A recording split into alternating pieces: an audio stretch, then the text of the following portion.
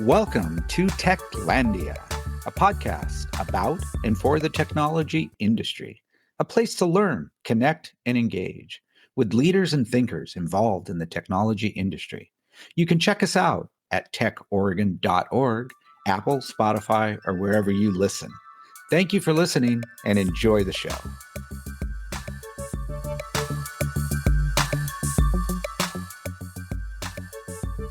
Welcome, everyone, to the latest edition of our Techlandia podcast series. I'm Skip Newberry, President and CEO of TAO. And with us, we're pleased to have Dash Lavine, who's with Concord. Dash, I was wondering if you could maybe start by providing a little bit of background on yourself and the company. Yeah, of course. Thanks, Skip. Yeah, so in terms of background, most of my career, it's been in the data and analytics space. So I previously ran 2 different digital agencies, and then I was also a senior executive at a company called Web Trends here in Portland for about a decade. We sold that company to Oracle back in 2017, and then post that sale, I did that second agency, and then after that, I started spinning up Concorde. So currently the founder and CEO of Concord. We basically help companies comply with global data privacy regulations. So that includes things like GDPR in the EU, and then the growing number of privacy laws in the US here, like CCPA and CPRA in California. Just want to say thanks for having me. Looking forward to the discussion. Awesome. Yeah, I mean, it's definitely a much more complicated world out there for companies to navigate. And I would say that if I were to reflect back on some of the interesting companies that have come up in the Portland area over the years, we've had some successes in the past with companies that have, focused on the compliance tech space, right? Navex Global, ethics and compliance software, Smarsh, really kind of rode the wave of Sarbanes-Oxley with email archiving. You have companies like Radar First as well with data breaches. And it's exciting to see Concord as kind of the next wave of what's coming down the pike here, and kind of carrying forward the flag, as it were, for Portland as a compliance tech ecosystem. So I'm wondering, given your perspective from your time at Web Trends and in the tech sector here for a while now, what are some of the things that caused you to say, hey, I think compliance tech is where I want to spend my time kind of building my next company? And what are some of the things that you've been able to leverage in the local ecosystem to help you along the way?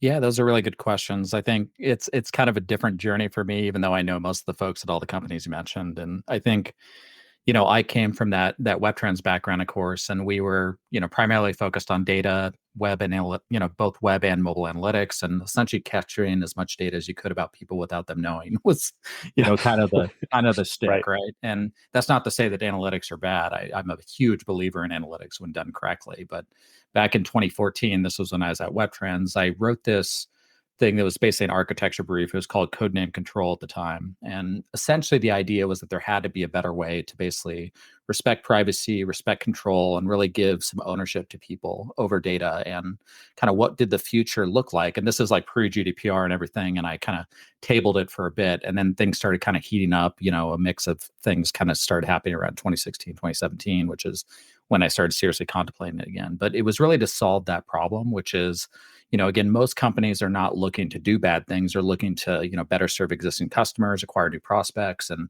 do all those types of things. And that's a really kind of, a piece of the business that I, both respect and understand, immensely on my side, right? But at the same time, there was kind of abuse of data that was happening in a number of different ways, and just a lack of transparency, a lack of control at the individual level.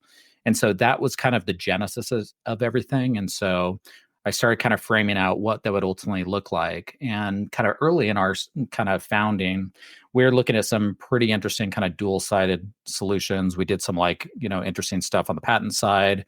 We were looking at stuff that happened in the blockchain industry, understanding how that played off. Ultimately, that wasn't kind of a fit for us just due to kind of the nature of crypto in general. But there was still interesting stuff that was happening around privacy in that space as well. And so we did some kind of early MVPs, and we ultimately shelved all that stuff as we saw the stuff that was happening with GDPR and all the different privacy laws that started coming up.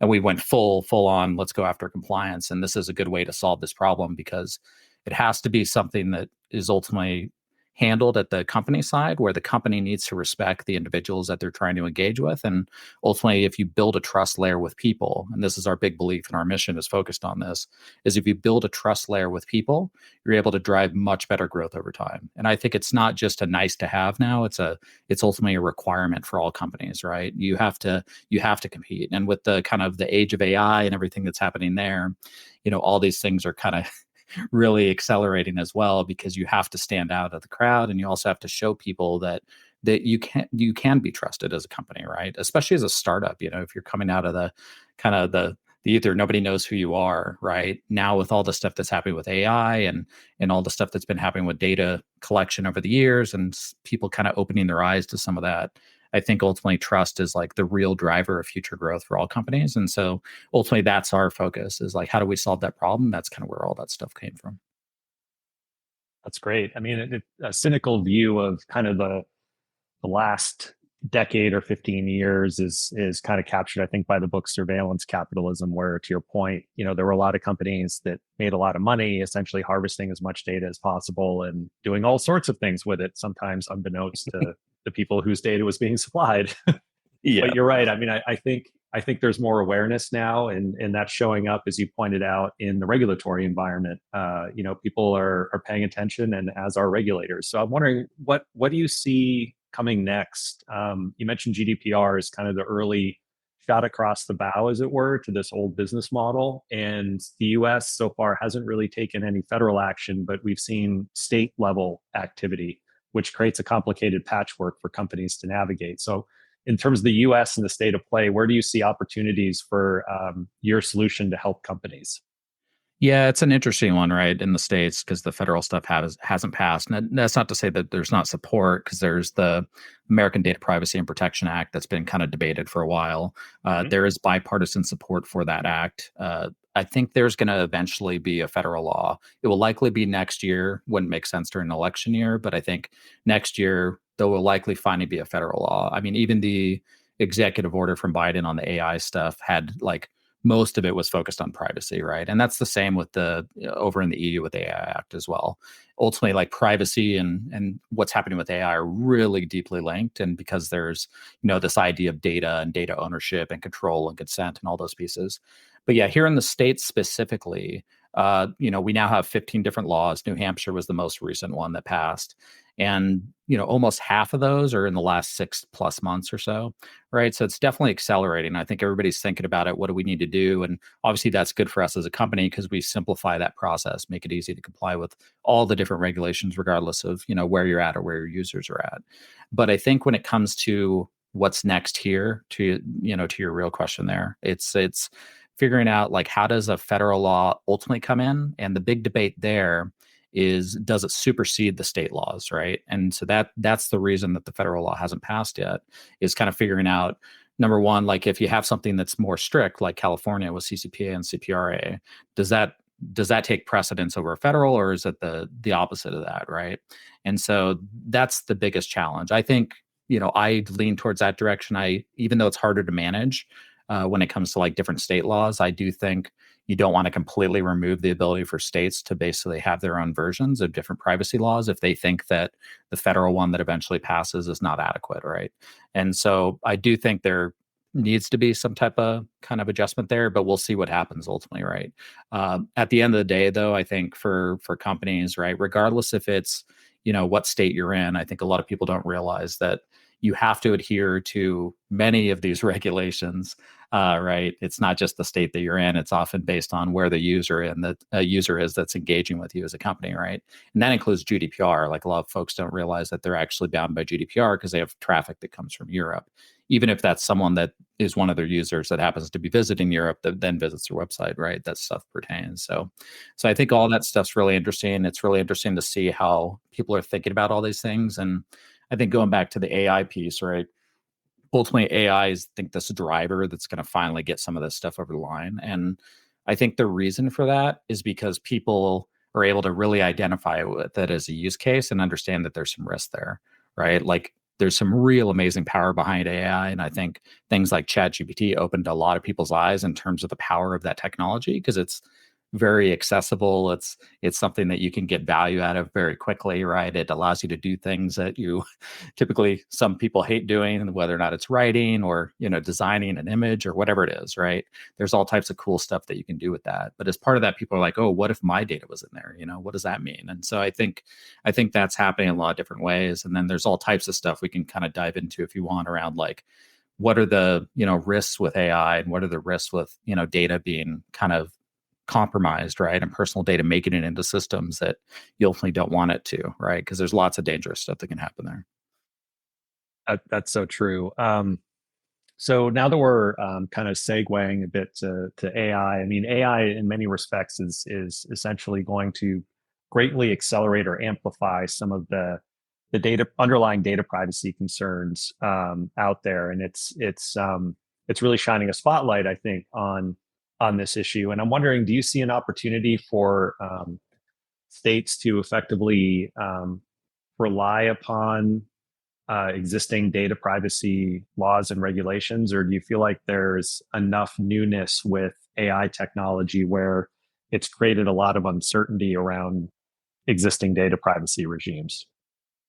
I think it's I don't know if it's created uncertainty around the regimes as much as it's created a need for another thing, right? Like, it's like, so I think the trend is going to be yet more laws that also, I think, interact or play off of the existing privacy laws that different states have. So it would be a really interesting one. I think it would be nice if there was like a way to combine those things and make it easier to digest and adhere to as companies, right? And that sounds like the dream, but I think the way it's probably going to happen is, and you see this happening in Utah, right? Utah's kind of working on the first like bigger AI kind of state level act here in the States. And so there's gonna be some more of those. And, there's definitely kind of movement in general in the states, across different states and federally as well, when it comes to AI. And so I think there's definitely going to be regulation very similar to what's happening in the EU. So EU is, similar to what happened with GDPR. They have the EU AI Act. And so that's the first big one. It just passed in, formally in March, roughly goes into effect about 6 months from now-ish, and then really fully into effect in a couple of years.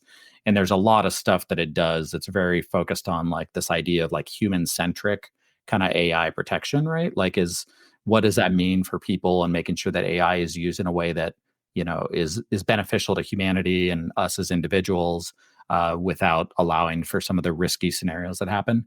There's some definitely aggressive stuff with the EU AI Act. I think most of it's pretty good.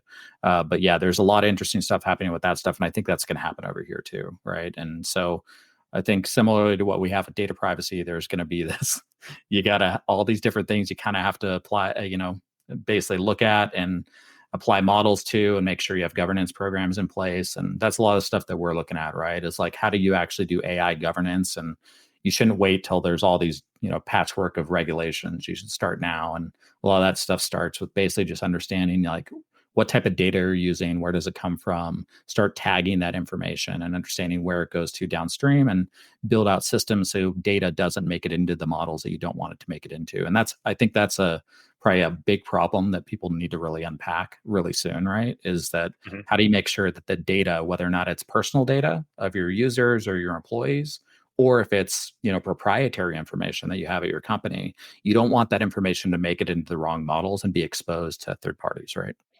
Right. Yeah, it's almost like there needs to be a more precise data audit function where you're tracking the provenance of the data over time and can always pinpoint, okay, here's where it was throughout the chain of custody, as it were. And I'm wondering, are you seeing concern from companies of all sizes around, or at least trepidation about, okay, what data should we potentially hand over to some of these, larger company LLMs and AI, and what exactly happens to that data once it's been handed over? Because I mean, you've got like at the enterprise level with OpenAI, there's at least a solution that allows for sort of a walled garden approach of data that ostensibly keeps it separate from the regular, more generic LLM that's being used to train say ChatGPT and its variations. So I'm wondering, are you seeing concern on the part of companies of all sizes around what data gets handed over and when? Yeah, I definitely the mid-size and larger, right, are I think a little more concerned with what's happening. I think smaller to companies are not always doing it, but also even the kind of mid-size and larger companies are, I think, kind of just like it's the wild, wild west, right? Like people are using all types of stuff, and most companies don't have eyes on what's happening, right? Like as much as Yep. they'd like to. So I think there's definitely concern, but it also hasn't turned into actual practice. You know what I mean? So Mhm. like there's just all types of stuff that's happening there, like anything from kind of code being shared, like on the kind of programming side, to again proprietary information going into open models that are able to train on that data is definitely a real thing that's happening. And so you're right that like OpenAI has ability for certain providers to basically leverage walled garden approaches, right? And I Mhm. think that's definitely kind of the starting point for any companies that are building on AI, right? You need to make sure that you're doing that. But right now, there's definitely a lack, I think, of understanding around who's using what and what does that mean for us as a company, right? So there's lots of AI tools out there. Not all of them are, treating the data the way it should be treated, and so there's a lot of risk, I think, right now, just based on the fact it's still pretty early days, right? But I think ultimately I think the way to start today is to really just start looking at like where are we using AI and how are we using it, and basically do an analysis and basically a risk assessment of the different systems that you're using, right? And also determine not just like, is there risk with the system that we're potentially using, like what AI model does that system use, and does our data get shared with their does it go into their training data set or not, right? That type of stuff.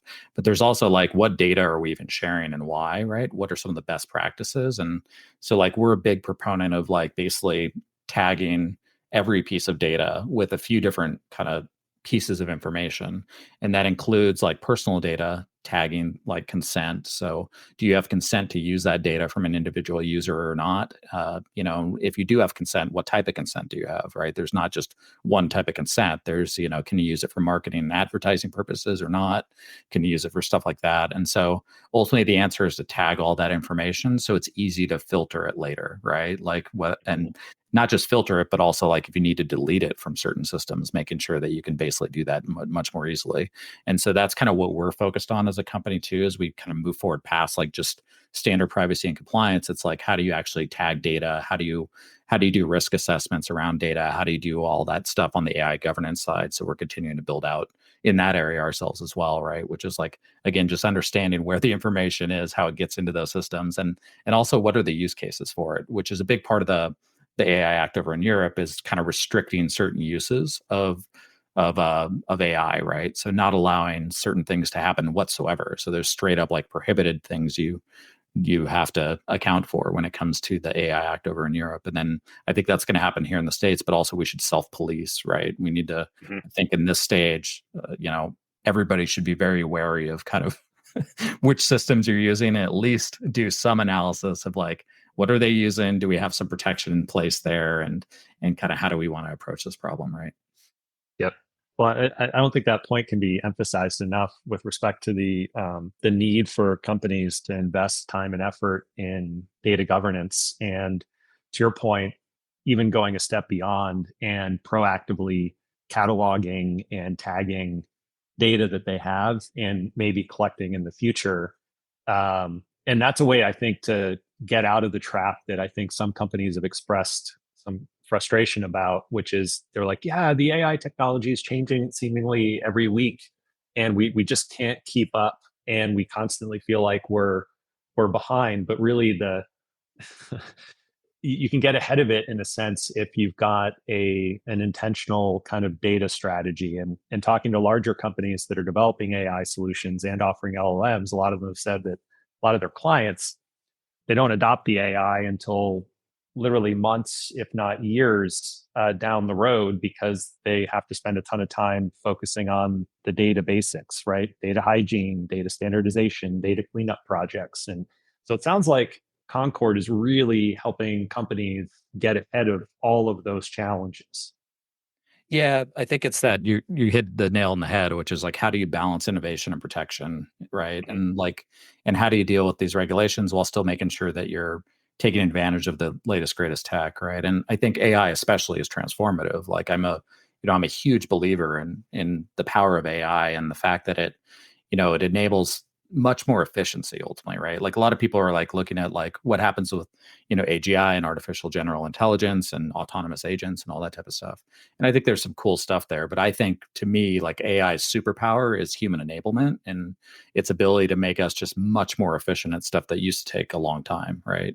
And so like humans that are using AI in the right way are really the ones that are gonna, go to the top, right? And I think that's a big part of it and making sure you're able to like support that path while also still handling like the risk, right, is definitely an interesting balancing act, right? And so I do think when you look at like what are the keys to getting there as a company, right? Like what should you do? Data governance, AI governance, just start today. Like it can be super simple. It doesn't need to be perfect, right? Just make sure you're doing some basic stuff. And, if you need help with it, of course, we do that with companies, all day, every day. So we're here to help on that stuff. But I'd say no matter what, get started and just make sure that you're really going down that path of understanding how you're using data, where is that data going, and really understanding kind of those flows. And in our solution, we have what we call data mapping, and data mapping basically does all that, right? So you can add systems, you determine what kind of data lives within those systems, you determine where data from those systems is going and all that type of stuff, right? And that's where we're continuing to expand around like adding support for AI models and what type of data goes into which models and all that type of stuff, right? So there's a lot of stuff that you can easily do with our solution where we're looking to basically simplify that process for companies. But I think just in general, starting somewhere and basically just starting to move down that path is extremely important, right? And so I think figuring out as a company, like how do you support that innovation while also thinking about things like ethics, transparency, and consent? Like those are kind of the three things I think that matter the most to the future state, which is, ethics being kind of like what's the responsible usage of AI? Are we protecting, privacy of people?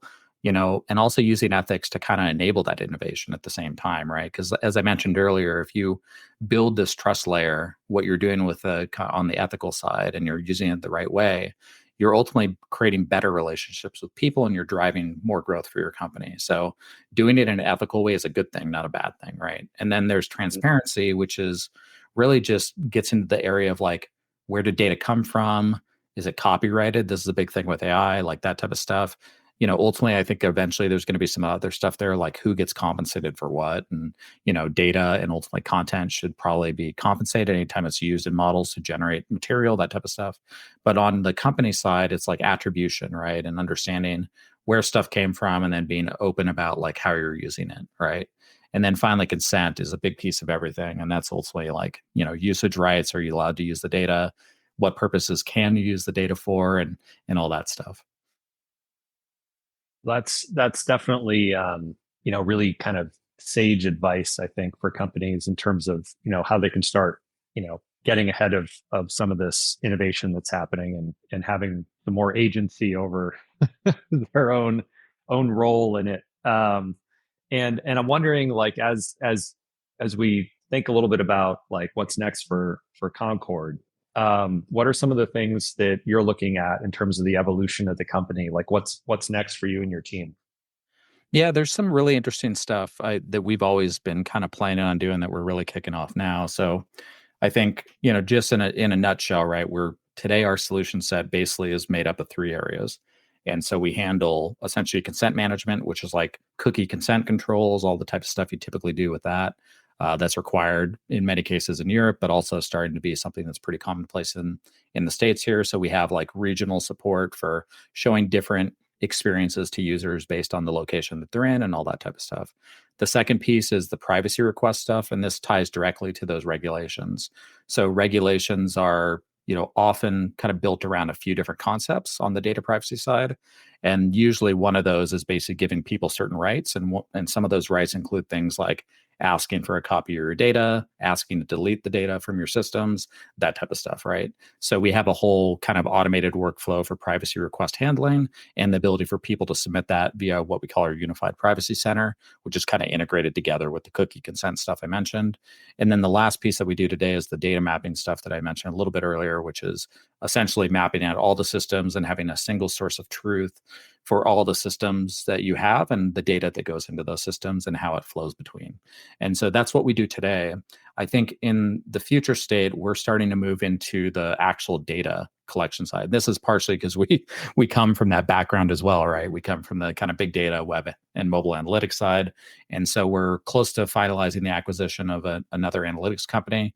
Ultimately, that will be like a basically privacy first, kind of simplified, web and product analytics together. And so that will basically have built-in privacy controls and all the stuff that needs to happen there. So consent aware at all times and making sure that we're always collecting and kind of passing that data only if it's allowed to be passed into different systems. And so we're starting to go down that kind of data route as well. And then that allows us to connect to those different systems and also potentially feed our own data in, including consent records. So like you can basically tie like individual user consent and feed that downstream into other systems, whether or not that's something like a large data warehouse like Snowflake or just some other kind of point solution, right? And that way, when you get to those scenarios where someone asks to do something like delete their data, you could easily handle that request without it being this nightmare process, which it is often for many companies today. So that's kind of like where we see the future going, which is like we look at privacy in general as kind of like the gateway to everything that happens downstream, right? And so you want to build out this trust layer where there's this kind of gate that you basically open up if they give you the ability to do that in terms of collecting data in a, again, a compliant and transparent and in a way that basically honors and respects that individual. And so doing that in the right way allows you a lot of things. I think ultimately one of those is also just not specific to us, but just the ability for you to build that trust layer with people. And if you do that in the right way, there's this idea of like kind of real control that drives ultimately better data as well, that better data than you would ever get doing the normal stuff that we do today. So like a lot of us in the past, as I mentioned earlier with WebTrends, we basically kind of hid a lot of that stuff behind the scenes. So people didn't know what you're collecting and all those things. And I'm not saying that people need to know the dirty details of any of that, but you want to be transparent around the fact that you're doing certain things. And if you build that transparency and trust layer into your systems from day one, and you have kind of a privacy first approach to everything, it really enables you to build better trust that enables you to then get better data that's often self-select data. And that's kind of like the gold mine, right? You want to get to the user sharing information with you proactively that basically identifies their interests, what type of products they're interested in, what are they looking to do with you as a company, right? If you can create that linkage between an individual, you create a much better relationship over time that honors and respects them, but also just drives better business value for you, right? There's much higher return on investment when it comes to engaging with those individuals because you're building out a mechanism for them to select and share information with you on their kind of on their terms, but that information ends up being much higher quality than the information you would get if you're trying to like sneakily hide all this stuff and not show trust and respect to that individual. So that's kind of where we're going and ultimately where I see the whole industry going as well. Awesome. That's great. Well, as we wrap up, I'm wondering if there are any sort of final remarks you'd like to leave us with. Nothing too specific. I mean, it's really just kind of what we were talking about. I think at the end of the day, I'd say if you haven't done something yet on either the privacy side or the kind of AI and data governance side, to your point from earlier, I'd say definitely start looking at that today, right? And you can start simple, but all companies and most companies we work with, by the way, are not really doing this correctly yet, right? So they come to us because they're like, hey, we don't really know where to start. There's all this kind of confusing stuff that's happening out there.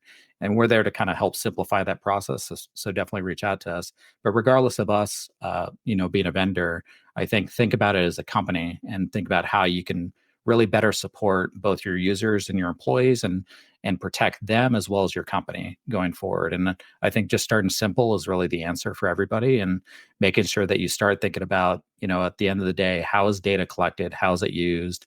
where does it go, and what are we using these systems to do? And even if you just write that stuff down in a pop it in an Excel spreadsheet or throw it in a Word doc or something, and then just occasionally review that with your team, and build out some best practices, training around kind of governance and that type of stuff. So like on the AI and data side, you can start doing training around like, what type of systems do we use, and what are the types of prompts that you can pop into an AI tool that drive better results? So training people on how to get value of that stuff, but also here's the risk to watch out for. Don't do this or that, right? Because that could go in the wrong place, and especially don't do this with this particular system, like that type of stuff, right? So I think if you just start documenting those things and training your employees on that stuff, it really just goes a long way. And I think it's not just better for your company, it's better for everybody overall. And ultimately, you're able to build better trust with your users, your employees, and ultimately drive growth as a company. So, huge believer in all those things. I'd say, yeah, if you haven't started yet, get started today. Awesome. Well, it's been a pleasure chatting and hearing more about what you all are working on at Concord. And it's exciting. We're glad you've chosen to build what you're building here in the Portland area, and are cheering you on. So thanks again for taking some time to spend with us, and excited to see what's next. Perfect. Yeah. Thank you, Skip. My pleasure.